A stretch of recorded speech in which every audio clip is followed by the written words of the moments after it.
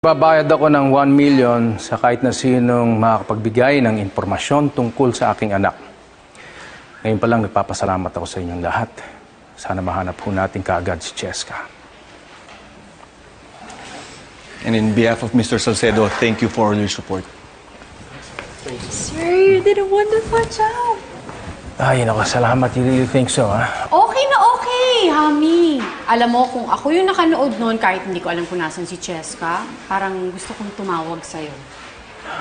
Anyway, sir, nakabili na po tayo ng airtime sa lahat ng major networks. So, definitely, i-air ito ng maraming beses at makikita na natin si Cheska. Kaya wag kang mag-aalala, Hami.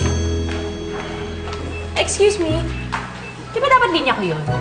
Kasi ako nag-ayos itong lahat eh. Ako nag-arrange, ako nag-coordinate. Kaya huwag ka na mag-alala, Hami. Sir Jaime, nahahanap natin si Cheska.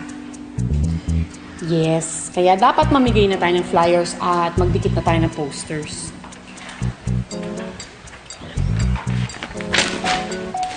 Ako nagpa-print nito eh. Sino ba nagbayad? Di ba si Hami ko? Okay, girls. Let's just put up the posters, all right? Para mahanap natin kaagad si Cheska. Okay?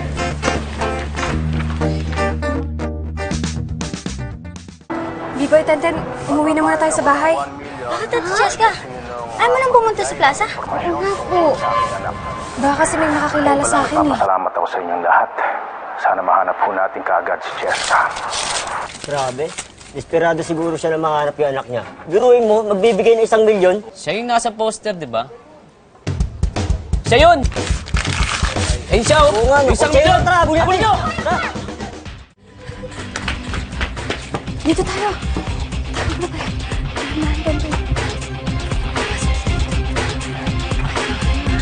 Kahit lang.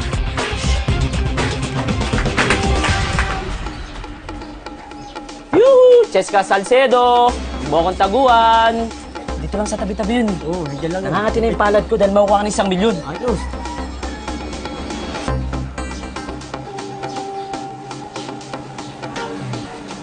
Dito lang yun. Mawawala yun dito.